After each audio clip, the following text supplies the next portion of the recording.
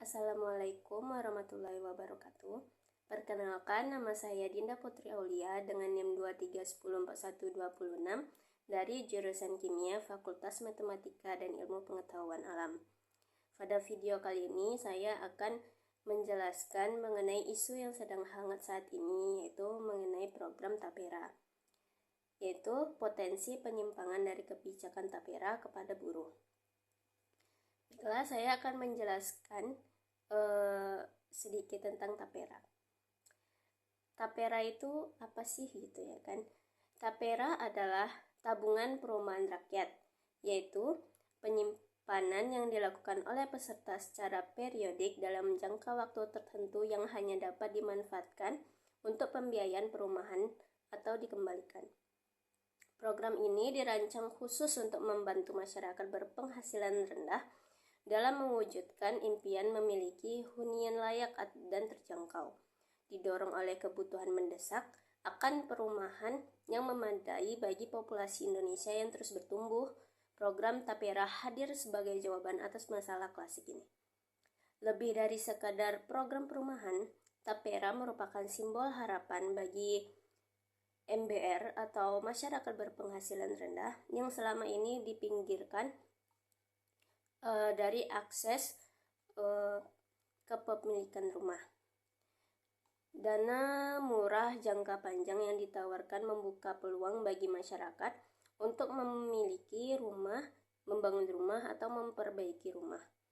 Kualitas hidup dan kesejahteraan masyarakat berpenghasilan rendah pun diproyeksikan untuk meningkat seiring dengan tercapainya mimpi masyarakat. Lalu siapa aja sih peserta Tapera? Peserta Tapera ini adalah setiap warga negara Indonesia, WNI, dan warga negara asing atau WNA, pemegang visa dengan maksud bekerja di wilayah Indonesia paling singkat 6 bulan yang telah membayar simpanan, yakni sejumlah uang yang dibayar secara periodik oleh peserta atau pemberi kerja.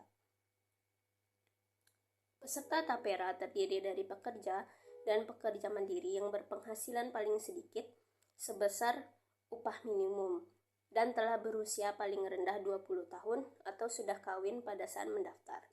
Untuk pekerja mandiri yang berpenghasilan di bawah upah minimum juga dapat menjadi peserta Tapera.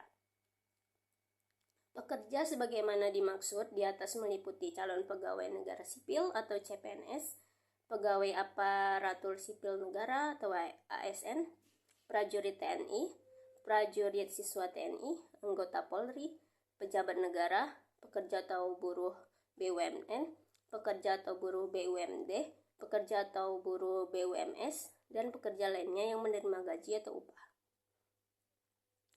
Kepesertaan Tapera berakhir apabila memenuhi syarat yang meliputi telah pensiun bagi pekerja, telah mencapai usia 58 tahun bagi pekerja mandiri, peserta meninggal dunia, dan peserta tidak memenuhi lagi kriteria sebagai peserta selama 5 tahun berturut-turut. Adapun untuk mendapatkan pembiayaan perumahan dari Tapera harus memenuhi persyaratan, yaitu mempunyai masa kepesertaan Tapera paling singkat 12 bulan. Peserta termasuk masyarakat berpenghasilan rendah, peserta belum memiliki rumah, peserta juga menggunakannya untuk pembiayaan pemilikan rumah pertama atau pembangunan rumah pertama atau perbaikan rumah pertama. Lalu bagaimana pengelolaan Tapera ini? Dalam aturannya dijelaskan bahwa pengelolaan Tapera adalah kegiatan untuk menghimpun dana masyarakat yang dilakukan secara bersama dan saling tolong-menolong antar peserta untuk menyediakan dana murah jangka panjang yang berkelanjutan dalam rangka memenuhi kebutuhan rumah yang layak dan terjangkau bagi peserta. Pengelolaan Tapera dilakukan oleh badan hukum yang disebut Badan Pengelola Tapera atau disingkat BP Tapera. Yang dimaksud dengan pengelolaan Tapera ini yaitu meliputi pengerahan dana Tapera, pemupukan dana Tapera, dan pemanfaatan dana Tapera. Seperti dilansir situs resmi BP Tapera, manfaat pembiayaan rumah Tapera atau produk Tapera dapat berupa program pembiayaan kepemilikan rumah pertama atau KPR Tapera, program pembiayaan perbaikan rumah pertama atau KRR Tapera, program pembiayaan rumah pertama di atas tanah pribadi, dan program pembiayaan kepemilikan rumah bagi masyarakat non-ASN atau FLPP. Besaran pembayaran iuran Tapera. Berdasarkan peraturan pemerintah nomor 21 tahun 2024, besaran simpanan peserta atau iuran Tapera adalah 3% dari gaji atau upah peserta pekerja dan penghasilan untuk peserta pekerja mandiri. Besaran simpanan untuk peserta pekerja ditanggung bersama oleh pemberi kerja sebesar 0,5% dan pekerja sebesar 2,5%. Sementara besaran simpanan untuk peserta pekerja mandiri ditanggung sendiri sebesar 3%. Adapun permasalahan pada program Tapera. Yang pertama yaitu kesesuaian dengan penghasilan.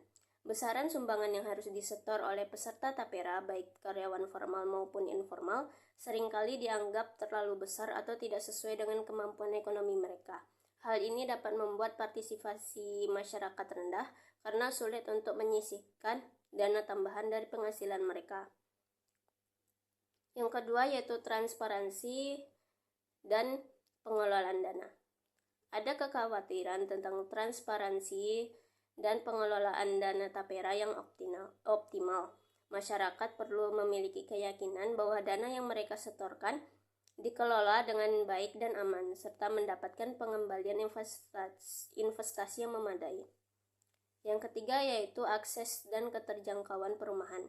Meskipun Tapera bertujuan untuk meningkatkan kepemilikan rumah di kalangan masyarakat, masih ada tantangan dalam menciptakan akses dan keterjangkauan perumahan yang sesuai dengan dana yang terkumpul.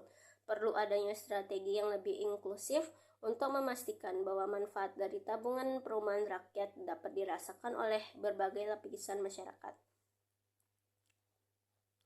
Yang keempat yaitu pendidikan dan literasi keuangan. Banyak peserta Tapera mungkin kurang memahami manfaat jangka panjang dari berinvestasi dalam program ini. Pendidikan dan literasi keuangan perlu ditingkatkan agar masyarakat dapat memanfaatkan Tapera lebih baik dan memahami pentingnya merencanakan keuangan untuk kepemilikan rumah. Yang kelima yaitu kebijakan dan regulasi. Kadang-kadang perubahan kebijakan atau regulasi yang tidak konsisten atau tidak jelas dapat menghambat implementasi dan keberlanjutan program Tapera.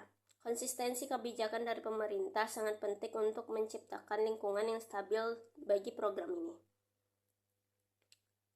Selanjutnya yaitu adapun beberapa potensi penyimpangan dari kebijakan Tapera yang dapat mempengaruhi buruh atau pekerja. Yang pertama itu potensinya yaitu penyalahgunaan dana. Terdapat risiko bahwa dana yang disetor oleh buruh ke dalam akun Tapera dapat disalahgunakan. Hal ini bisa terjadi jika dana tersebut tidak dikelola dengan transparan atau tidak diinvestasikan dengan baik. Misalnya, dana yang seharusnya disetorkan ke dalam akun Tapera bisa saja digunakan oleh pihak-pihak tertentu untuk tujuan yang tidak sesuai dengan peruntukannya, seperti investasi yang tidak aman atau tidak menguntungkan. Dampaknya bisa menimbulkan kerugian finansial bagi peserta Tapera dan mengurangi kepercayaan masyarakat terhadap program ini. Yang kedua yaitu ketidaktransparan dalam pengelolaan dana. Kurangnya transparansi dalam bagaimana dana Tapera diinvestasikan dan bagaimana hasil investasi dibagikan kepada peserta dapat memunculkan kesan pengelolaan yang tidak profesional atau korupsi. Misalnya laporan keuangan yang tidak lengkap atau sulit diakses oleh publik, pengambilan keputusan investasi yang tidak terbuka, atau tidak adanya audit independen yang rutin. Sehingga dampaknya meningkatkan risiko penyalahgunaan dana, merugikan peserta Tapera secara finansial, dan mengurangi kepercayaan masyarakat terhadap program ini. Yang ketiga yaitu ketidakseimbangan kebijakan. Kebijakan Tapera mungkin tidak selalu mengakomodasi kebutuhan spesifik buruh, terutama mereka yang bekerja di sektor informal atau memiliki penghasilan tidak tetap. misalnya kontribusi tetap yang terlalu tinggi bagi buruh dengan penghasilan rendah atau ketentuan partisipasi yang tidak dapat dijangkau oleh mereka yang tidak memiliki pekerjaan formal. Sehingga dampaknya mengurangi partisipasi buruh dalam program ini, meningkatkan ketimpangan sosial dan menghambat akses buruh terhadap keuntungan tapera. Yang keempat yaitu korupsi atau penyalahgunaan kekuasaan. Ada potensi penyalahgunaan kekuasaan oleh pihak-pihak yang terlibat dalam administrasi atau pengelolaan dana tapera, seperti dalam pengambilan keputusan investasi dan alokasi. Contohnya itu keputusan investasi yang menguntungkan pihak-pihak tertentu secara pribadi, penyalahgunaan informasi privilege, dan atau pemberian proyek kepada pihak terkait tanpa proses tender yang transparan. Sehingga dampaknya menimbulkan kerugian finansial bagi peserta tapera, merusak integritas program, dan mengurangi kepercayaan masyarakat terhadap lembaga pengelola. Yang kelima yaitu kurangnya pendidikan dan informasi. Buruh mungkin kurang memahami manfaat jangka panjang dari penyisihan dana ke dalam tapera atau tidak memiliki literasi keuangan yang cukup untuk membuat keputusan investasi yang cerdas. Contohnya kurang program edukasi keuangan yang menyeluruh atau informasi yang tidak memadai tentang cara kerja dan manfaat program tapera ini. Dampaknya mengurangi partisipasi buruh dalam program ini, membuat mereka lebih rentan terhadap penipuan dan penyalahgunaan, dan menghambat kemajuan ekonomi mereka. Yang keenam yaitu tingkat partisipasi yang rendah. Faktor-faktor seperti birokrasi yang kompleks, kurangnya dukungan dari majikan, atau informasi yang sulit diakses dapat menyebabkan tingkat partisipasi buruh dalam program tapera menjadi rendah. Misalnya proses pendaftaran yang rumit, kurangnya kesadaran tentang manfaat program, atau hambatan administratif dalam mengakses layanan tapera. Dampaknya dapat mengurangi efektivitas program dalam mencapai tujuan inklusi sosial dan ekonomi, serta meningkatkan ketimpangan dalam kepemilikan perumahan. Adapun solusi dari permasalahan tadi. Yang pertama yaitu penguatan pengawasan dan transportasi. Implementasi audit yang rutin dan independen terhadap pengelolaan dana tapera. Mempublikasikan laporan keuangan secara terbuka dan mudah diakses oleh publik, dan meningkatkan transparansi dalam pengambilan keputusan investasi. Yang kedua itu merevisi kebijakan yang inklusif, yaitu evaluasi secara berkala terhadap kebijakan tapera untuk memastikan kesesuaian dengan kebutuhan buruh dari berbagai sektor ekonomi. Lalu menyesuaikan kontribusi dan manfaat tapera agar lebih terjangkau dan adil bagi semua peserta.